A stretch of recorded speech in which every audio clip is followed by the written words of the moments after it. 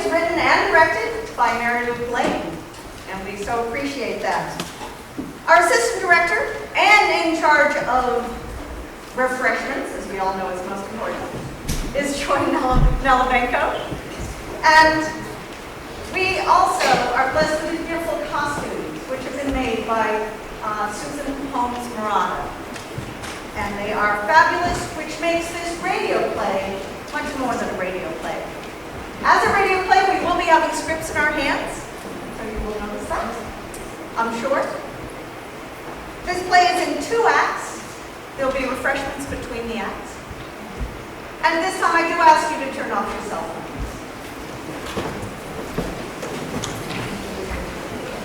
Photography is fine, though as we mentioned last night, not when we're in the middle of our gymnastic routines, but other than that.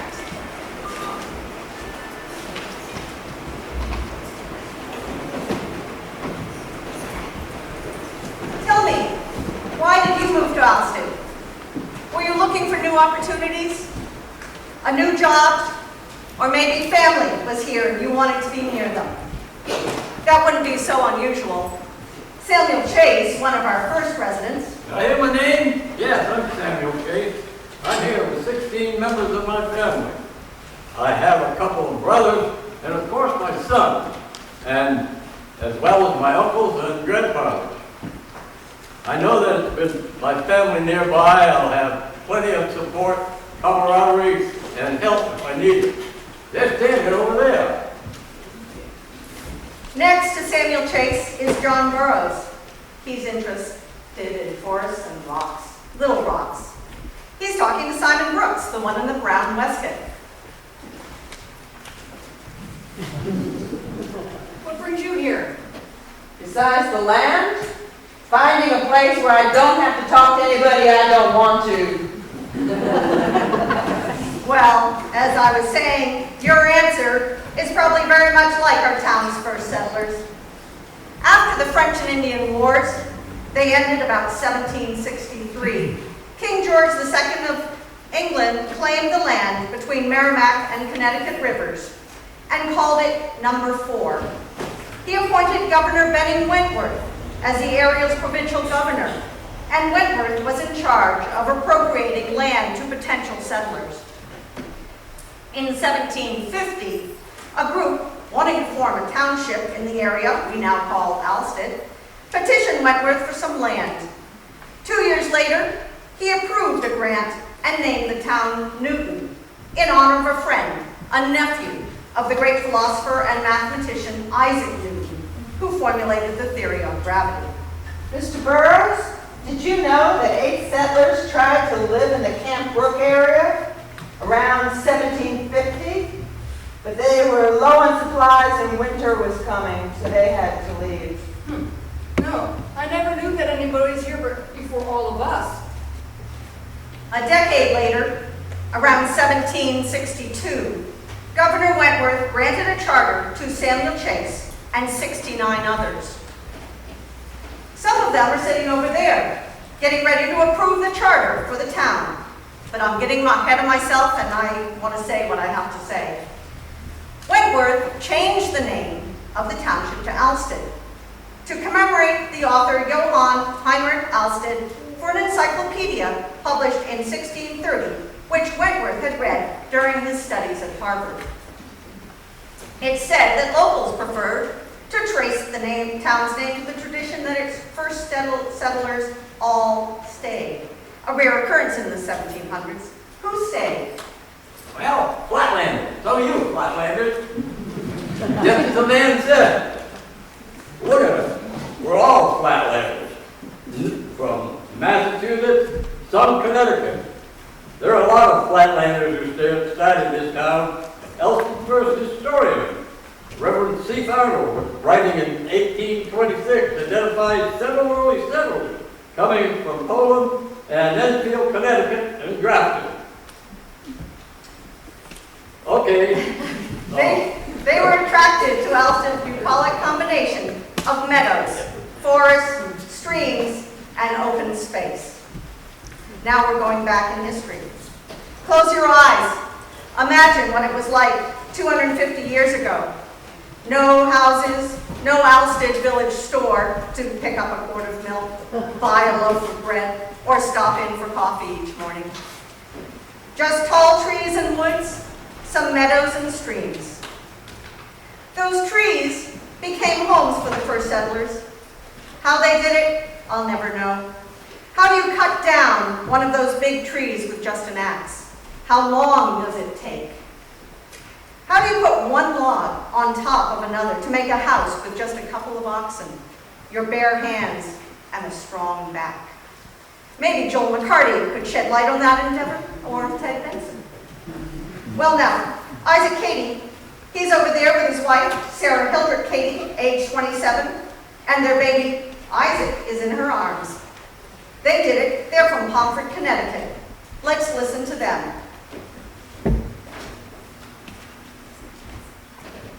Isaac, remember when we first came here, you weren't so sure this is where you wanted to settle. You kept looking yonder, and I kept asking, what do you think, about this place in particular? Well, this was nice, Sarah, but I kept looking over there, west to those green hills. It's only a couple more days, and it might have been better. They're so green. Well, Isaac, I was tired of packing up every day and going just a few miles farther, and for what? I wanted to cook over my own fireplace and bake bread in a real fireplace oven. You needed to take a look around you. There were enough trees here to build a nice log home. There was a nearby spring for water. And just a mile or two down the road, there were people who had already put down roots. There was even a couple from Pomfret. And those settlers had an extra milk cow and some laying chickens that we bartered for. But Sarah, look at those mountains.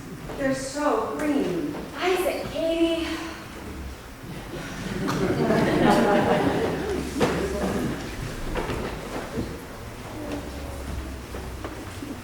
So the Cady family decided to stay. Wise woman, that Sarah.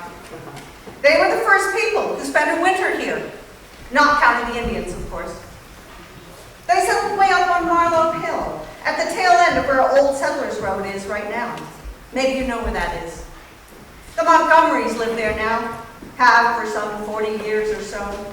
And Gertrude Putnam and her husband raised a family at the house at the bottom of the hill. In order to get there, you have to pass the house of one of your selectmen. You may know him. His name is Mike Jasmine.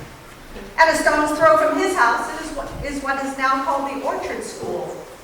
And there's a CSA there as well, as someone called Noah, who bakes bread and sells it. Old Settlers Road has a lot of houses now. And those neighbors the Cadys talked about, they actually had settled in a town called Marlow. How silly when just a mile or two more, they would have found Alstead. Did you know that in the early 1800s, these people actually put their houses on rollers and moved them to where the center of Marlow is now? Now, let's look at what those settlers over there are doing shortly after the Cady stayed. They're getting ready to approve the charter.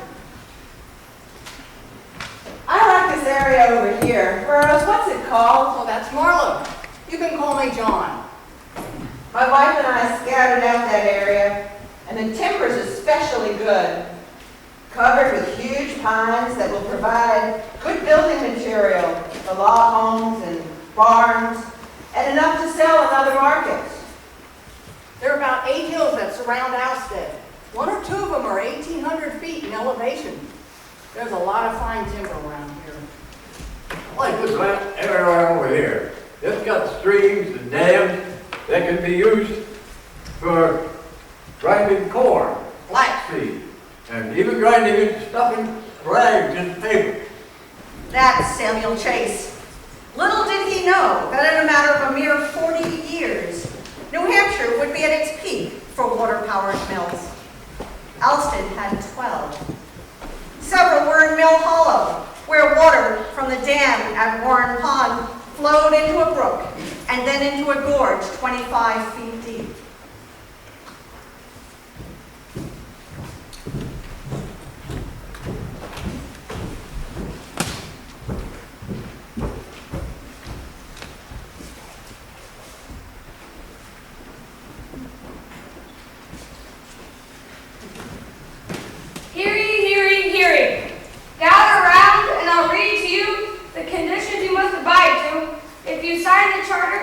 for the township of Alstead.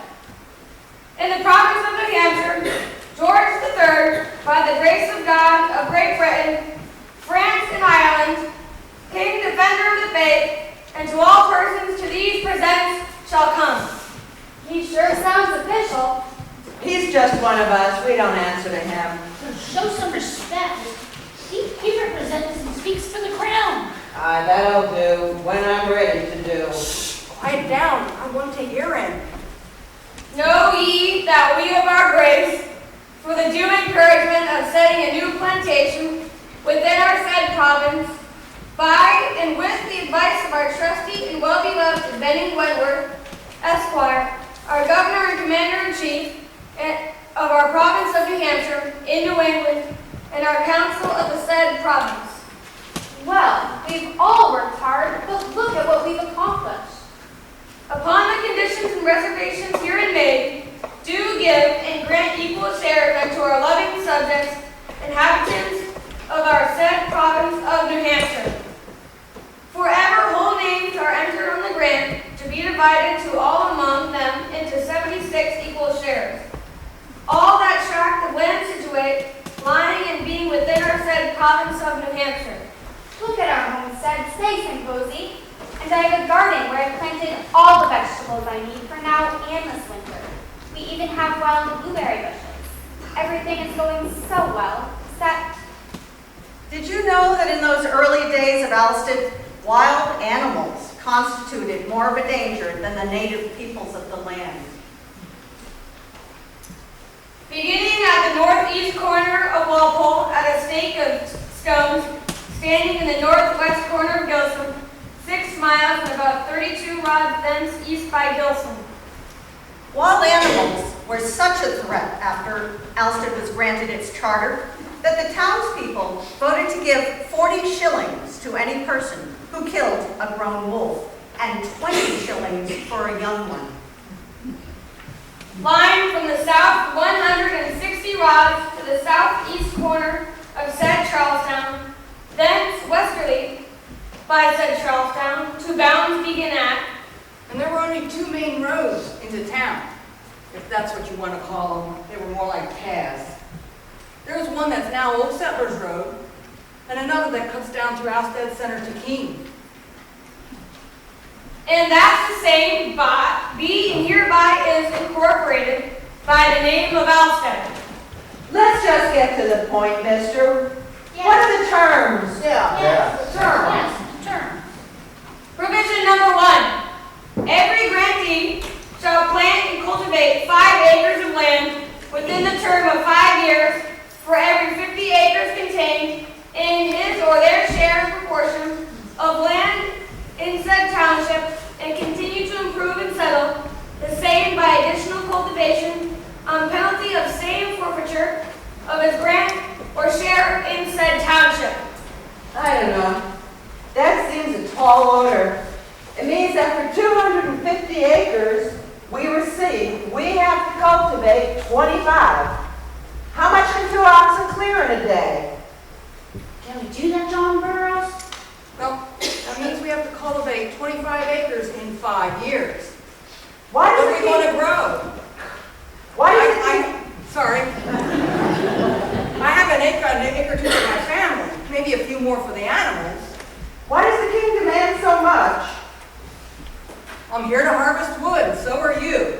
Not corn or wheat, vegetables. Look at all that virgin timber out there. You think we can do both? We have to if we want to eat. The land is so forested. Are we going to be able to cut down enough trees to build a house and clear the land? Although the land looks fertile enough, we don't know until we start working it, planting and harvesting, how much time will we really have. We won't know if we have several months of cold and snow. We have hardy oxen and daily hard work. We can accomplish it easy. The terms seem fair enough. And remember, we're getting land for free. I think we ought to be able to do what's asked of us. My idea is to harvest the water, not an oxen plow. The money's in making goods, selling to people near and far. That's how I'm going to make my fortune. I'll plow enough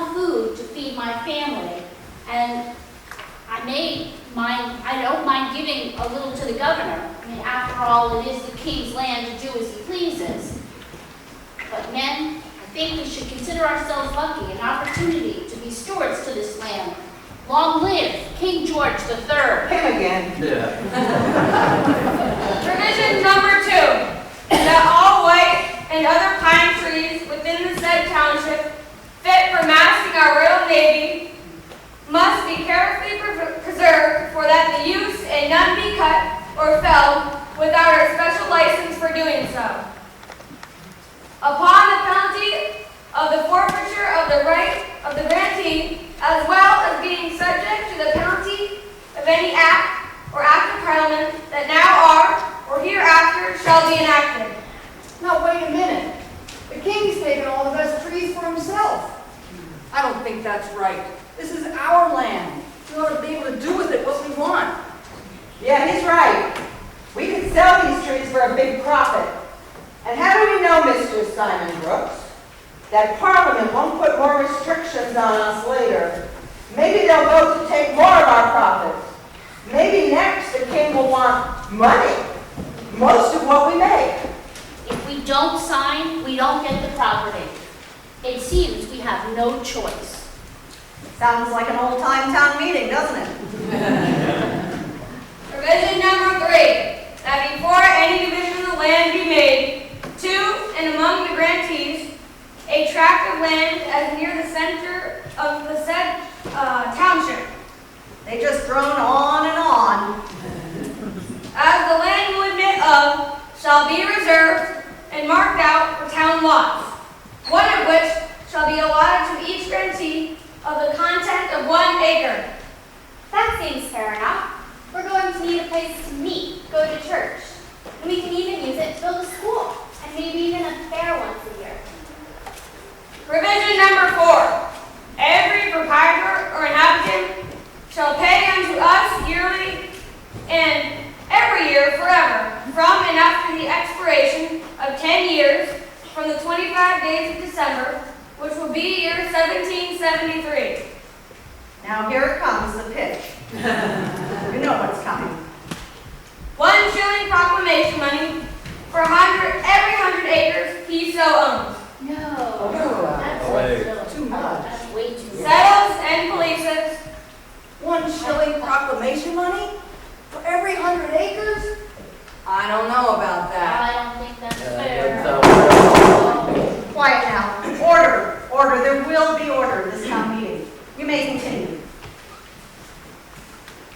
So in proportion, for a greater or lesser tract of the said land, which money shall be paid by the respective person above said, their heirs or assigns, in our council chamber in Portsmouth, or to such officer or officers as shall be appointed to receive the same, and this to in lieu of all other rents and services whatsoever. We'll always be beholden to the King of England.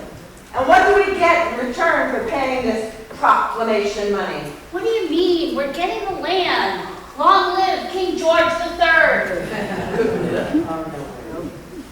In testimony whereof, we have called the seal of province to be hereunto affixed. Witness Benny Wentworth, our governor and commander-in-chief of our said province, the 6th day of August, in the year our Lord Christ, 1763, and the 3rd year of our reign. Can you believe that 70 men came forth to accept the conditions set forth by this charter, set down by King George III of England? Chase, Gowan, Richardson, Rawson, Garfield, Kidder, Prentice, Hatch, Temple, and Holbrook. Simon Brooks, one of the regional proprietors, came from Grafton, Mass.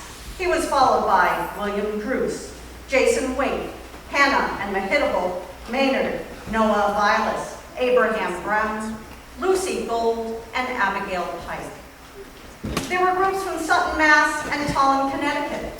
Those from Tolland were brothers Timothy, Barnabas, and Gideon Delano, later joined by brother Sylvanus Delano, Andrew Clark, Abigail Olcott, Stephen Yemmons, and John Burroughs. Now there's a familiar name. I do believe there's a John Burroughs living amongst us today in East Alstead. All's well and Alstead. The town can hold 2 fairs a year and a market day 1 or more days a week so people can sell items they've made or grown. The fairs will be held at the center of town and land preserved for general town use. The last Tuesday of the coming November, we'll be choosing to select town officers, and an annual meeting will be held on the second Tuesday of each March to conduct town business. So you see, things haven't changed much. We still hold our town meetings in March, and this year, thanks to Jody Krasowicz, we have a farmer's market, a fair, right here in the center of town. And of course, the Katys were here too, and they were getting settled and surrounded by neighboring farmers and foresters. When, well, the couple thrived for 3 or 4 years before a second boy was born, and the couple named him Jacob. Jacob holds the honor of being the settlers' first child born in Alstead. His birthday is February 5th, 1767. When Jacob was 2 1/2, something happened that would bring the settlers of Alstead and the villagers from neighboring towns together. Let's remember. Oh, what a beautiful summer's day. Look, the peas are already up, and we should have beans in no time at all. This certainly is the place where God meant us to stay. Jacob, don't go too far. I want to be able to see you. Do you want to go help Pop? Yes. Well, you've crossed that clearing so many times, and it's not really very far. I don't see why not, but be sure to stay on the path. One of those events that turns neighbors into instant, lifelong friends. It happens even today. A child gets lost.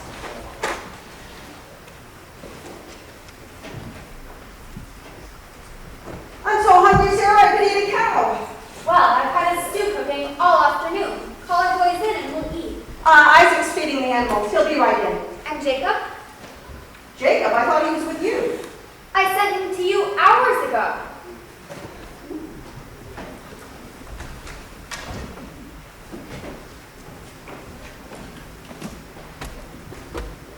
Panic ensues, of course.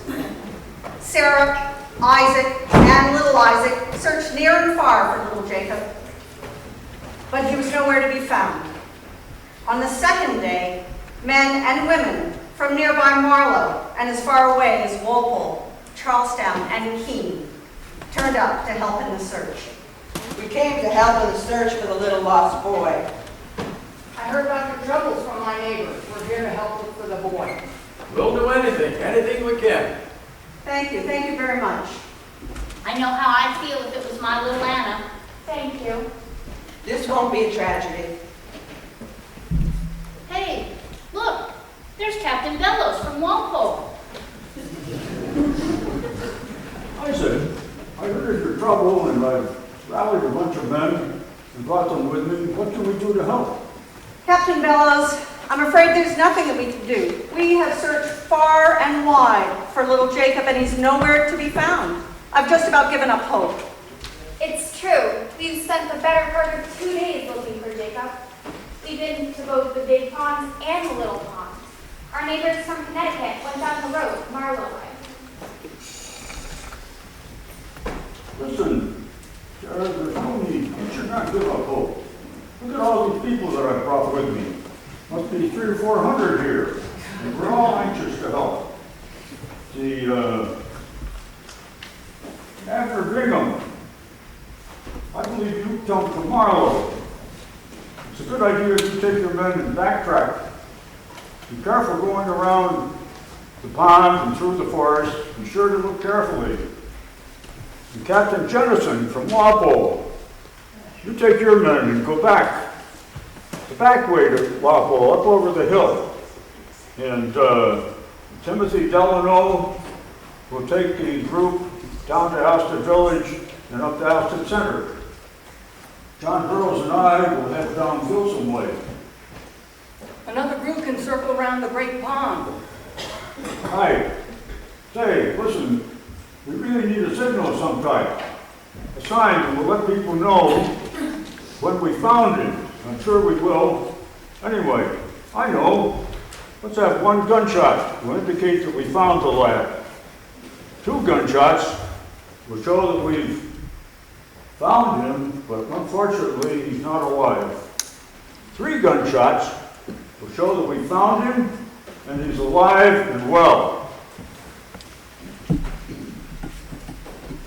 So they combed the dense forest near what is now Newell Pond, scoured the area towards Gilsum, checked every bear den they knew, and walked the edges of the great pond, now called Lake Warren.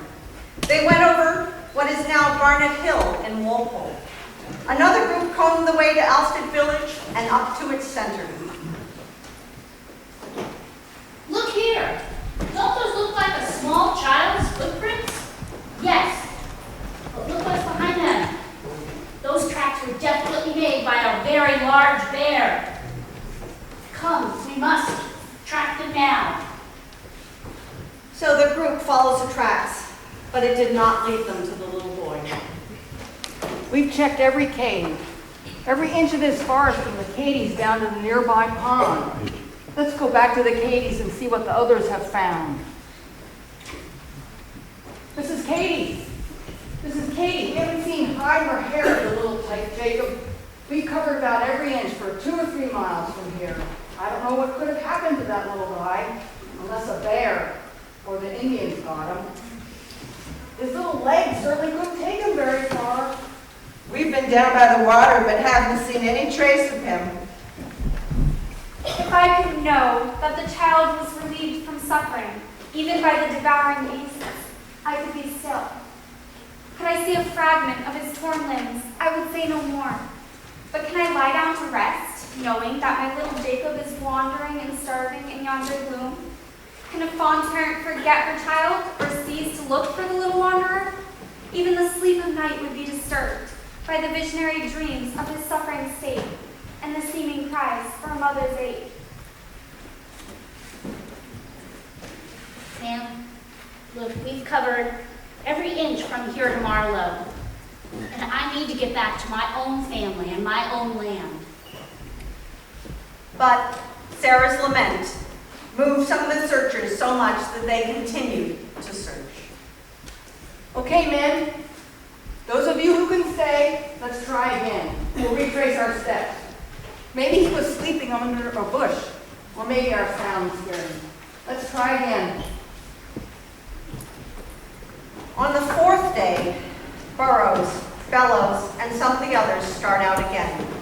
Some head down to the great pond, saying, this time we'll check the shore more closely, even if we have to go partway into the water. Burroughs and Bellows head back to look through the great rock formations that line the way to what is now Gilsum. There were mines down there, and bear caves. We'll have to check every one of these caves. We can't take a chance on missing him. That is if he's still alive. Exactly. 4 days. About the time, even in modern rescues, when the searchers begin to give up hope. And then, there among the rocks. Benjamin, look here. Look, It's a little guy. wonderful. He looks to be in fine shape. Does indeed.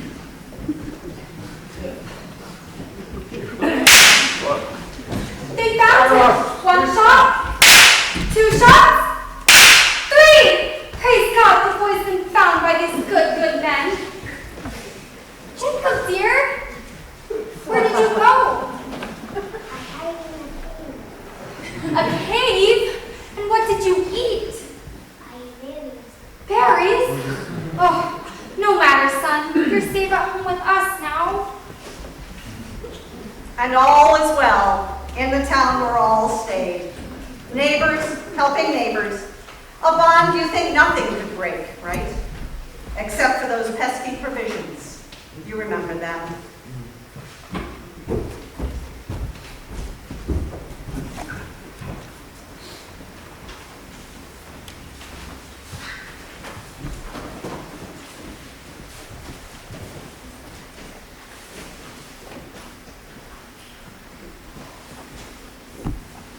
Provision number 4.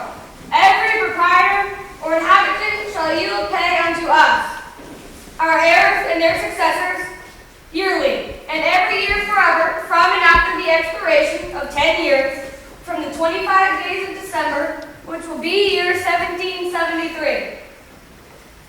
Nothing certain except for death and taxes. Even in a small New Hampshire settlement on the fringes of an empire imagined by King George III. 1 shilling proclamation money for every 100 acres he so owns, and it settles and polices.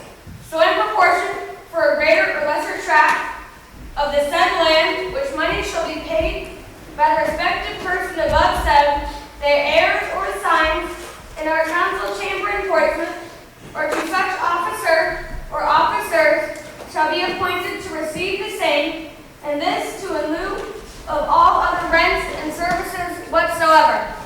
Hey, I want to know, will we always be beholden to the King of England? And what do we get for our proclamation money? Nothing.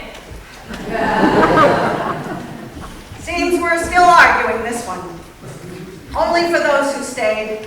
Live free or die, and paying taxes to the crown was to become something up close and personal, right here in New Hampshire, in Alstead, and mighty different than the neighborliness of finding Jacob Cady. Why, we could be setting up our own version of New Patriots, even a tea party of sorts, right here. But that's all we saved for Act 2. Act 2, my friends, have all stayed in Alstead. And now for refreshments.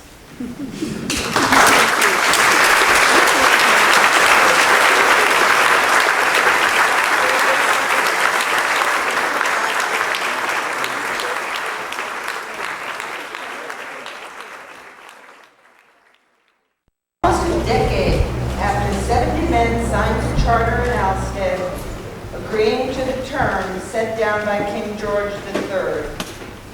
Families were arriving in town almost every month, and by 1771, there were 25 families in town. Among them were a newly arrived middle-aged couple named Simon and Prudence Baxter. I'm somewhat new to town. Name's Baxter, Simon Baxter. And you? Hi, I'm Isaac Cady. I've been living in Alstead for several years now. I'm here with my wife Sarah, my son Isaac Jr., and my other son's over there playing with the boys from town.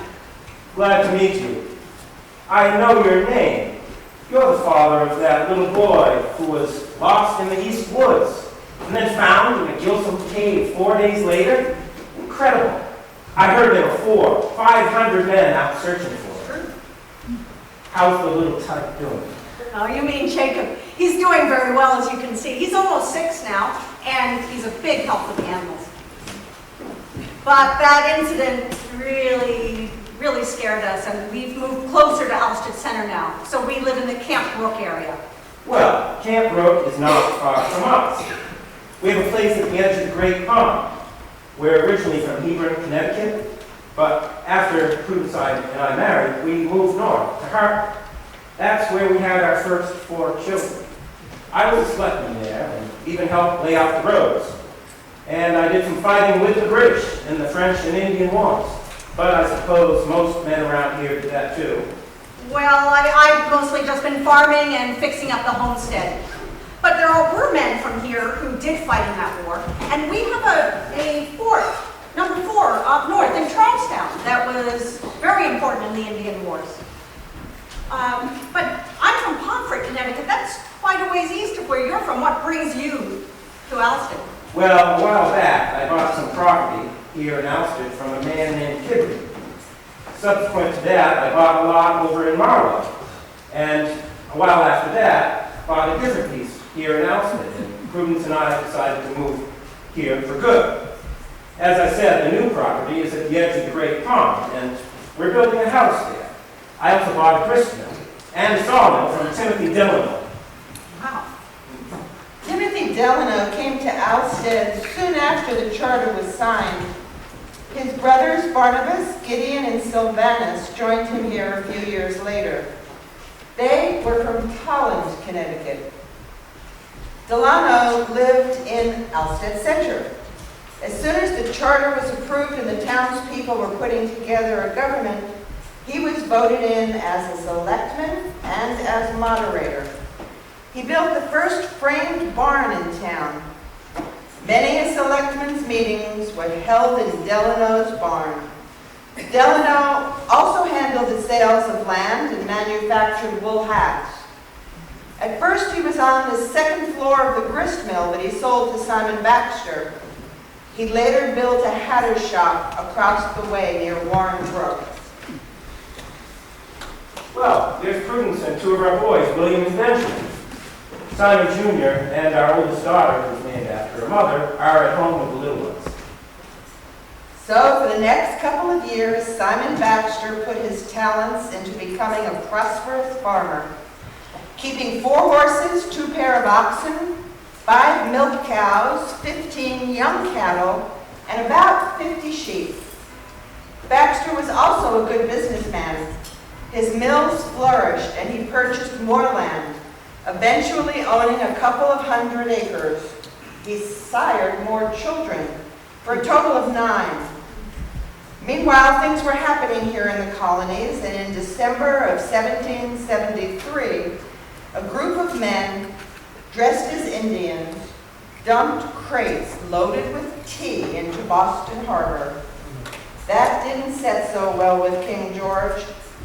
Now let's meet one of the selectmen, Nathaniel Prentice. Hi, I'm over here. I live in Alstead Center, and the talk of war has brought about great debate. I think there's a revolution brewing.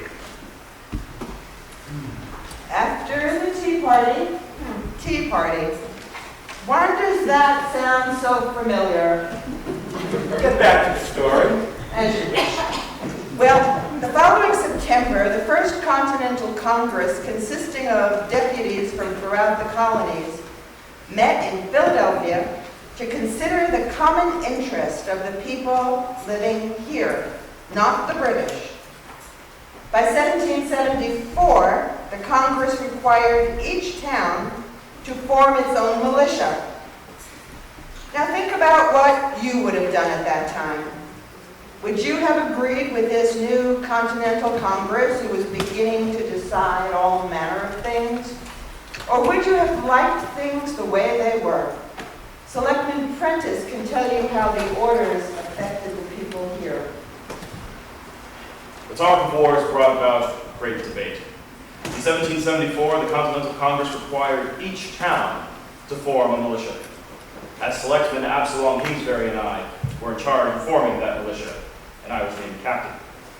We counted a total of 317 residents, with 79 men between the ages of 16 and 50 eligible for service.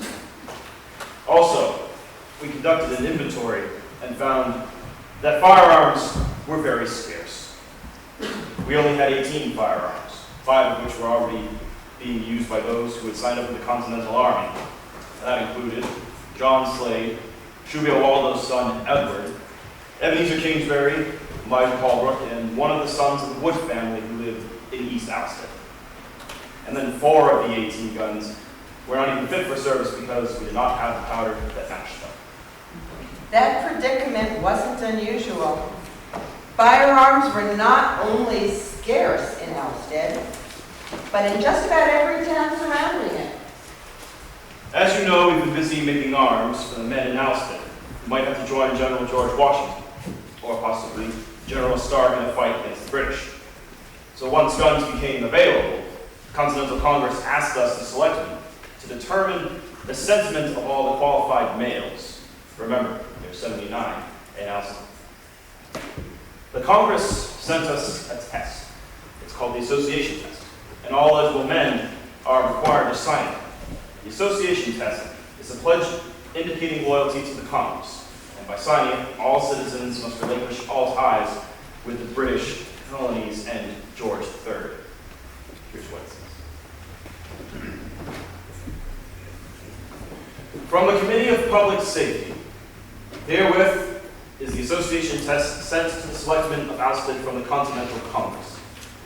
In order to carry the unwritten resolve of the Honorable Continental Congress into execution, you are required to desire all males above 21 years of age, lunatics, idiots, and Negroes accepted, to sign the declaration of this paper, and when so done, to make return hereof, together with the names or names of all those who shall refuse to sign, to the General Assembly or of the Committee of Safety. What does it mean? What does it say? Yeah. Does it mean we have to go off and fight like we did against the Indians? What does relinquish mean? Quiet, I want to hear what he has to say. The association test says, we, the subscribers, do solemnly engage and promise that we will, to the utmost of our power, at the risk of our lives and fortunes, with arms, oppose the hostile proceedings of the British fleets and armies against the United States. Now think about this. What would you have done? Suppose tomorrow the same thing happened right here, and you were asked to pledge your loyalty to a new government. Who knows what kind of country it would become? Would you do it? Would you have signed the association test? You don't know what the future will bring. Well, in all of New Hampshire, 1774, 1,199 men signed the association test, and 773 refused. To repeat, in New Hampshire, 1,199 men signed, 773 refusing. That means, colony-wide, only 2 out of 5 men showed sound judgment. But here in Alstead, men of reasonable mind were far fewer in number. Of the town's 70 men aged 21 or older, 66 signed and but 4 refused. Of those, I don't know Samuel Miller, but Samuel Chandler holds a tavern and has a commission in Alstead's militia. That's a commission he's likely to lose. And I didn't figure John Thomason would sign either. He's a Baptist and goes to church in Westmoreland. And since he goes and supports a church in another town, he's exempt from paying taxes to support the congregational minister here in Alstead. So, it makes him more of a citizen of Westmoreland than of Alstead. That leaves me. For myself, I pledge my allegiance to King George III. So you can see that Simon Baxter was another story. That's right, I am. He was always running around saying how great things were under King George III. Well, maybe for him. By this time, he was a wealthy man and had amassed quite a lot of property and livestock. Besides that, his mills were flourishing. I urge you, and all within the town of Alstead, to temper your rebellious nature. Lay down your arms, else within months we shall be overcome by the British forces. They. No, no. They are well Wait and supplied. see. They are well supplied with arms. They are experienced soldiers. They will destroy and overrun Alstead and every surrounding town. They'll do this west to New York, Pennsylvania, and south to Virginia, and they'll do it quickly, decisively, completely. No, We'll we fight will them. fight them. We'll show those fancy British. I plead with you. If you would lay down your arms now, I will protect you. If you, the Committee of Safety, would give me pass, I would go to General Howe, the commander of the British troops, and secure a pardon for the town. Baxter, you prefer to pay taxes to the king? It is our duty, and in the best interest of all the citizens of Alstead and the town, to remain subject to the authority of good King George III and his parliament. Your talk is of treason. The British Empire is the greatest in the world. Our security depends on their economic might and on the command of the seas by the Royal Navy. We must remain loyal, along with the king. Well, now what? The Committee of Safety couldn't ignore Baxter's conduct. He became so notorious and bold, the group decided action had to be taken. We, the Selectmen and the Committee of Safety, have no recourse but to serve Simon Baxter with a citation to answer the allegations against him concerning his loyalty to the Continental Congress and the colonies. We will hold a full hearing to review the evidence. Well, the committee met, and upon hearing the evidence, this is what the group determined. We, the Committee of Safety, determine that Simon Baxter be confined to his farm in Alstead, that he give up his arms, and that all persons be cautioned in dealing with and withhold commerce from him. I will have none of that. I refuse to abide by this ruling. I have a farm. I have a business to run. There are people who need their lumber sawn and their corn milled. I have a flock of sheep soon to be shorn, and that wool will not spin itself. My livelihood depends on commercial dealings with people from all over the county, as far away as Connecticut, Boston.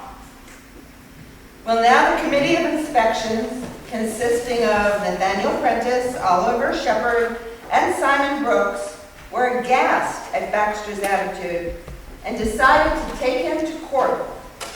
Judge Wyman was selected to hear Baxter's case in Keene. Wyman called several Alstead residents to give testimony. All rise!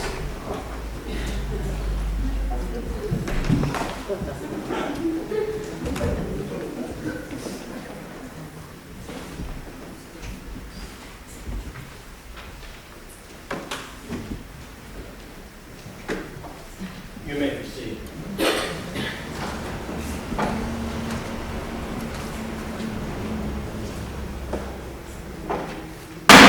This court is now in session. All persons giving testimony are under oath to tell the truth.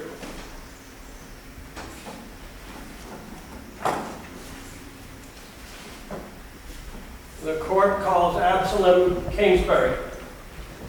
I'm here, Your Honor. Go ahead. I should get to the point. Baxter said that we should comply with General Howe's proclamation, and that he would do anything within his power to see that the British regulars were to win this war. And he had no doubt in his mind that in the end they would be victorious. Thank you. The court calls Ebenezer Waldo.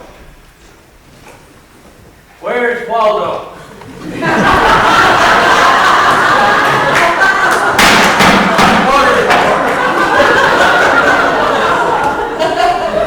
I'm over here, Your Honor. How do you do, Your Honor? Remember when the people were ordered to march to Ticonderoga? Well, Baxter was urging them instead to go and join the regulars, the British. He kept saying those who joined would enjoy and be rewarded by owning the estates of those colonists that were captured.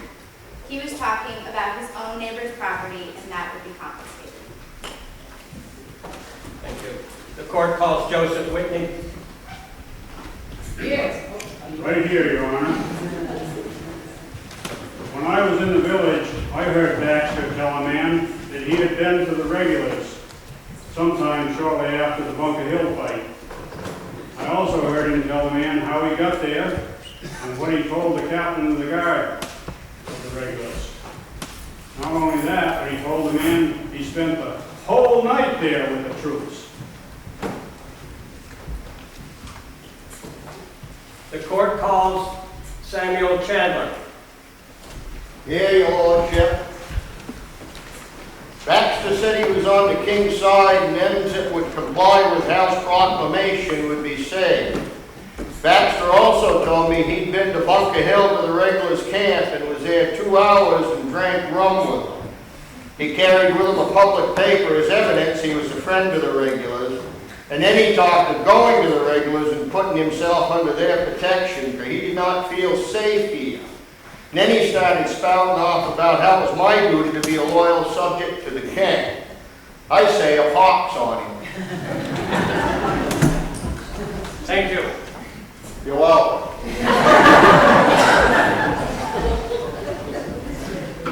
This court will be in recess until further notice. The proceedings of the court and evidence were sent to the state's Committee of Safety. And June 30th, 1977, Judge Wyman delivered his decision. Will the defendants stand? Simon Baxter, you and the 3 others of this county for unfavorable disposition to the cause of the United States are engaged in nefarious activities, and this necessitates that you should be closely confined until further order. Baxter, you and the 3 other men who have been tried on these charges will be delivered to the jail in Charlestown and held there for 6 months until January 1st, 1778. The court is adjourned. All rise.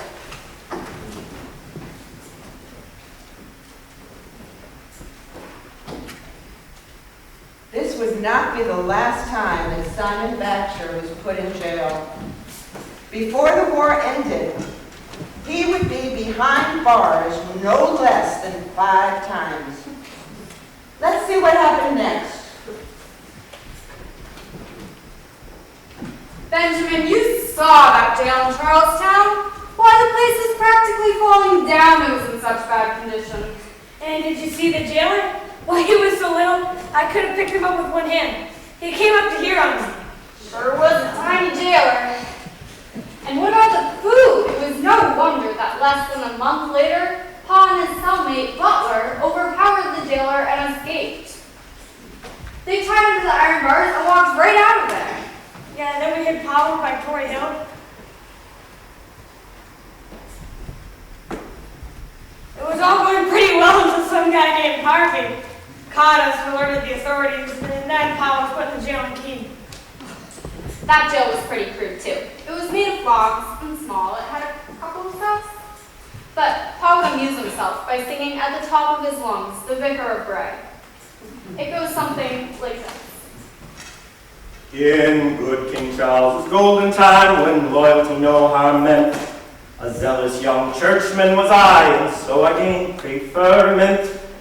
To teach my flock I never missed, kings are by God appointed, and damned be those who dare resist or touch the Lord's anointed. And this be law that I'll maintain until my dying day, sir, that whatsoever king may reign, still I'll be the vicar of the Bray, sir.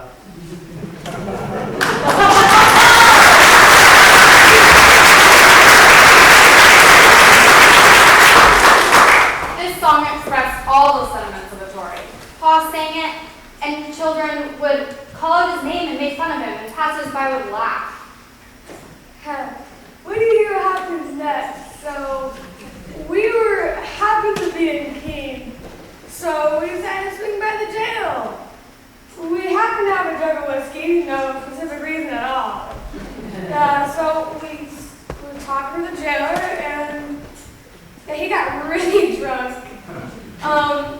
He could barely stand.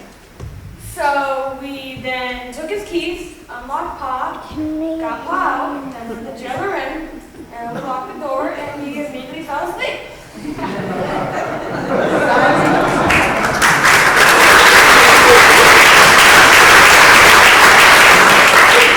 Simon Baxter was free again, but he couldn't go back to Alstead, so he decided to join the army. Which army?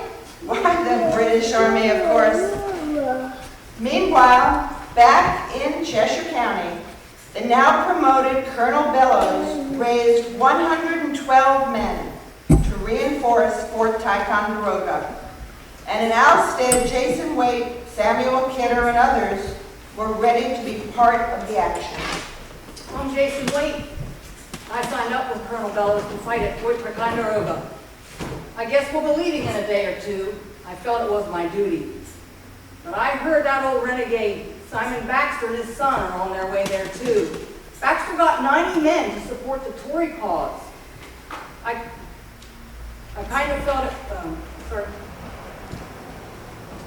They've already left there to join Burgoyne at Gettysburg. Now, Fort Ticonderoga is between Lake Champlain and Lake George.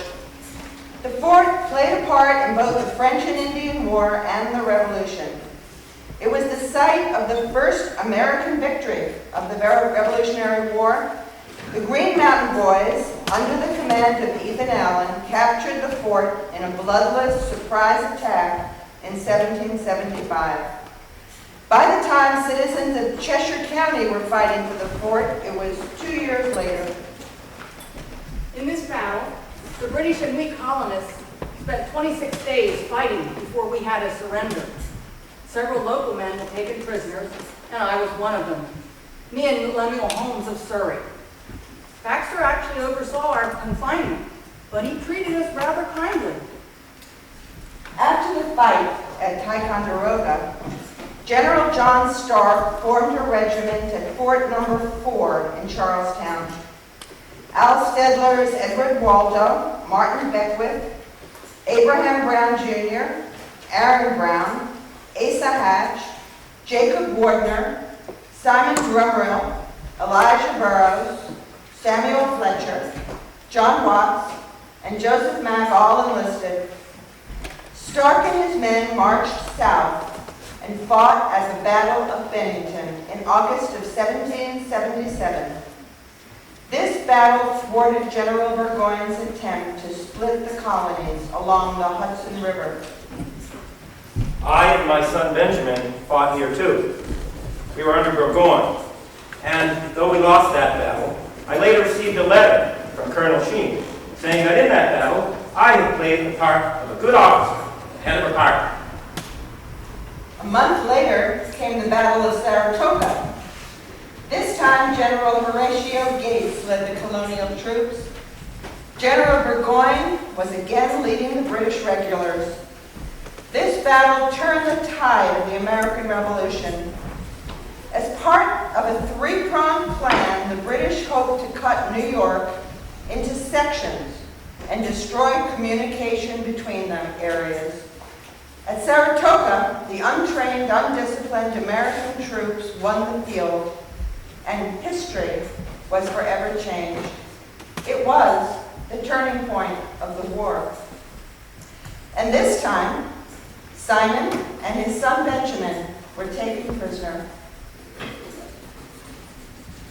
Benjamin, I can't believe it. Those farmers, foresters that comprise the colonial army, they beat us good. I don't know what to do now, though we could go to Canada. Under the 9th Article of Confederation, I, am entitled as a prisoner to go to Canada as long as I leave immediately and take the shortest route. I don't know, Pop. Do what makes you happy. I'm going to Alstead Center and I married the pretty Ruth Brown. And probably help Ma best I can. Well, here's some money to give her. And tell her I'll be home when I can. Thank you, Father. County records record that Benjamin married Ruth Brown in Alstead on November 23rd, 1777. How Benjamin was able to accomplish this after being taken prisoner in Saratoga in October, I don't know. But prisoners were often given furloughs or escaped, were moved from place to place, or were traded for other prisoners. The following March, both he and his father were recorded on the log of the prison ship Lord Sandwich, moored off the coast of Rhode Island. They were eventually freed, probably being exchanged for colonial prisoners. Benjamin headed back to Alstead and Simon went to Cambridge, where he was joined by his 18-year-old son William. The two traveled to Rhode Island and then to Long Island, and where they both came down with smallpox. And then after recovering, William headed home and Simon got a job on a British ship. Smallpox. May the devil named Samuel Chandler be damned. After we recovered, William and I had a conversation. I told him about a man named Dr. Josiah Palmer, a fellow Tory from Keene, who dealt in counterfeit money. We took up with him. I had a new job in charge of supplies, on the British hospital ship. It was a good place to work at, and he made plenty of money. Well, Simon's luck ran out again, because in September, he was arrested for passing $8 in counterfeit money, and in December of 1778, he was convicted in Boston and sentenced to 6 months in prison and repayment of the money. Instead, I spent 9 months in jail and was released only after paying a fine totaling £2,000. 2,000 pounds. That was hard money to make, really. Back in New Hampshire, a few things were happening. William Churchill was caught and imprisoned for passing counterfeit money. Next, the Continental Congress, being short of money, began confiscating Tory property as a way of gaining income. And then the New Hampshire House of Representatives passed the Prescription Act, a measure to prohibit persons who are known to be consorting with the enemy from returning to the state. 76 people were on the list, including Simon Baxter and his sons, William and Benjamin. There was also a Captain John Smith, whose daughter married Elijah, another son of Simon.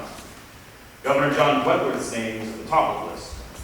Now, any person harboring anyone on the list was fined £500. Fugitives who returned to the state were deported the first time and condemned to death the second time. And we went right after Baxter. Not only were the Baxters' names on the prescription list, but his property was confiscated. In fact, Baxter's property was the only property in Alstead that was taken from him. Well, you can imagine how difficult it was for Prudence. She still had a couple of small children at home, so she decided to go to the selectmen, thinking they might have some compassion and help her. She sought out Nathaniel Prentice.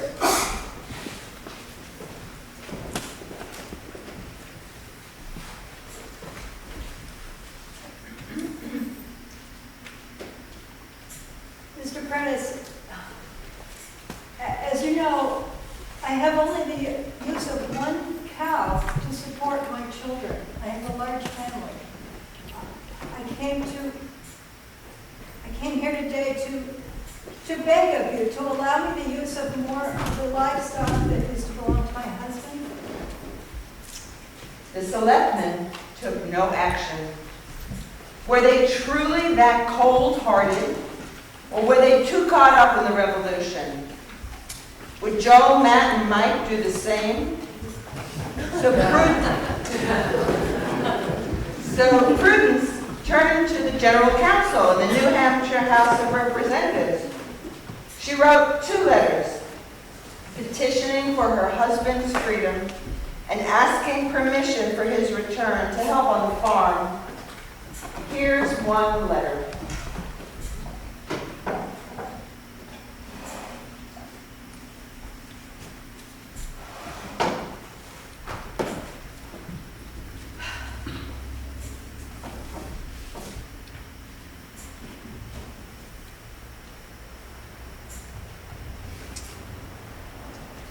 May 1778. To the Honorable Council and Assembly for the State of New Hampshire. This petition,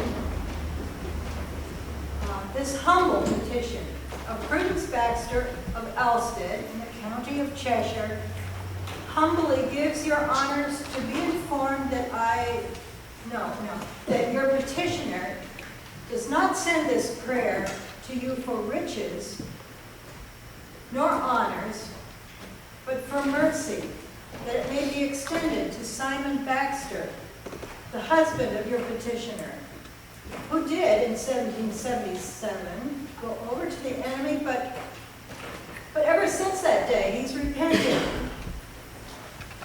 He's repented his error with a flood of tears. I don't mean to trouble your patience with anything but the truth. Captain Holmes of Walpole and Captain Gilbert of Littleton can and will, if called upon, testify that the said Baxter has, for a long time past, been a friend to America. And Captain Waite of the town is now in the Army and has been a prisoner with the enemy, can testify to the kindness my husband showed to the prisoners of the United States. He now has a desire to return and swear allegiance to the United States, but he's detained in a flagship in Boston Harbor, and there he does earnestly pray for mercy. As there is none that is guilty less than he, for pardon to spare him, I humbly pray. I ask not for his estate, only for his life under such limitations as in your wisdom you shall see proper to allow.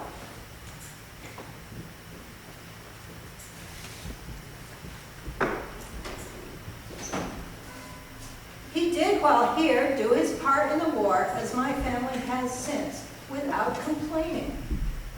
Suffer him, I humbly pray, to be once more a subject of the state and have the liberty of the oath of allegiance to the United States.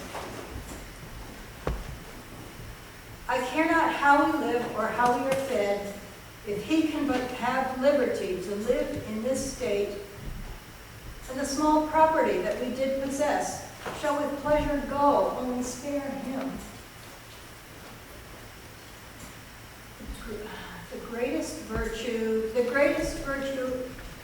As mercy is the dealing of God, and the brightest virtue of the human mind, let Simon Baxter be one subject of your mercy.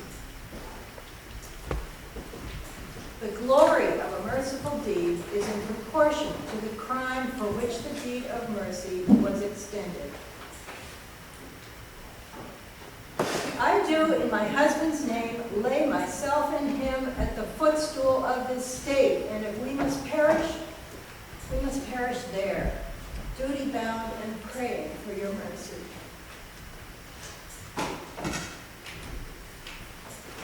Your most humble and long-suffering, your most humble servant, Prudence Baxter.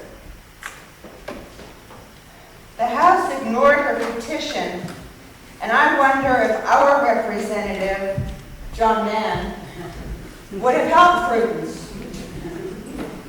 Would he have taken pity on this woman with several children and just one cow? Well, eventually, Simon Baxter made his way home. He was in jail in Rutland, yes, in jail again, and he obtained a 14-day furlough to visit his family. Simon, praise God, you're home again. We have so much to do, we can't waste a minute. Let me show you the accounts. Simon immediately got to work to help Prudence around the house. He had to stay out of sight, so he worked mostly in the barn and spent time with his children. He did visit Simon Jr., who had a tavern in Surrey, and a couple of days later, there was a knock at the door. It was that man Harvey. You know, the one who turned Simon in when he was hiding out at Torrey Hill. Baxter, we know you're in there. Come out and show yourself. Harvey, I'll have nothing to do with you, you vicious character. You're already responsible for one term in jail. I'll trust not a thing you say. Simon, we have several people out here, including your neighbors. Well, we all just want to talk to you. Either you come out or we'll burn your house down with Prudence and the children in it. We promise you safe passage. You'll not be harmed. Prudence, I must go out and meet them. These men are ruthless. They're not to be toyed with. If I don't go out, they will do as they say and burn the house with you and the children in it. So Simon went out to meet Harvey and some other neighbors. Baxter, what do you have to say for yourself? All I ever wanted was to protect this town and its people. No, the English people gave us this land, and their mighty army protected our shores. They're the greatest navy in the world, well-trained soldiers, We've seen war action in many parts of the world. They sent them to these colonies. It seemed to me that they were the most likely to win this war. What chance did we have? We didn't even have the arms to equip our own men. Did. Well, they may have given us this land, but they took the best of it as well. And they kept on adding more and more taxes. Taxes on stamps, taxes on tea. The Parliament was so far away, they didn't really know us. They didn't really know what we needed. The men gathered round him, tied him up, and attached the rope to the horse's saddle. Then someone slapped the horse and it galloped off, pulling Simon behind it. The horse raced up Marlow Hill and the gang followed it. Someone shot Simon in the leg. Harvey pricked him in the breast with his sword. Others whipped him until his back was so raw you could see the bones.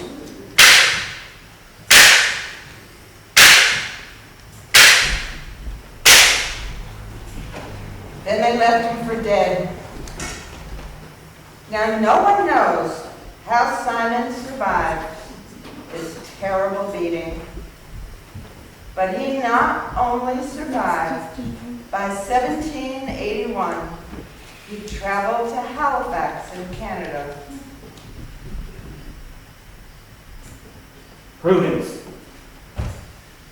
I made out an application for some land in Canada.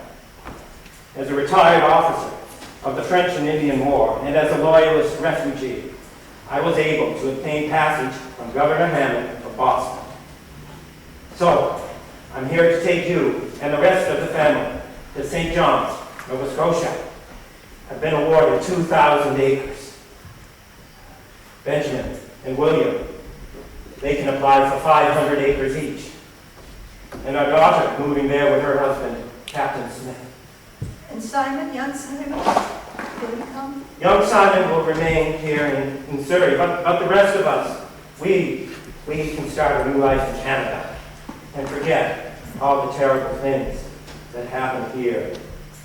We can build a place as large or larger than the one we have on the Great Pond. The future looks very bright indeed. And so, there you have it. Not all stayed in Alstead.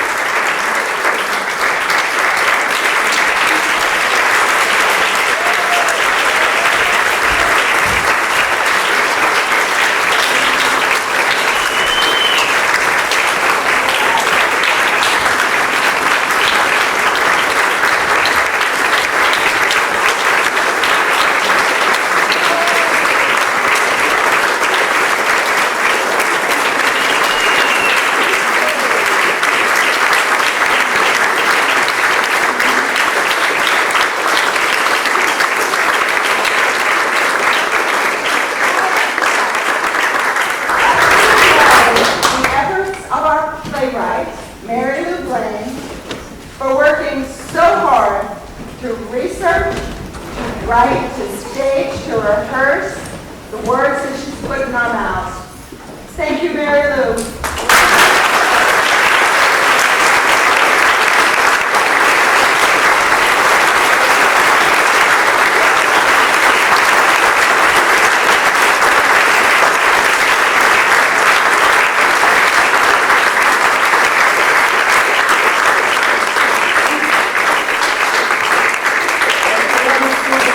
For these beautiful costumes.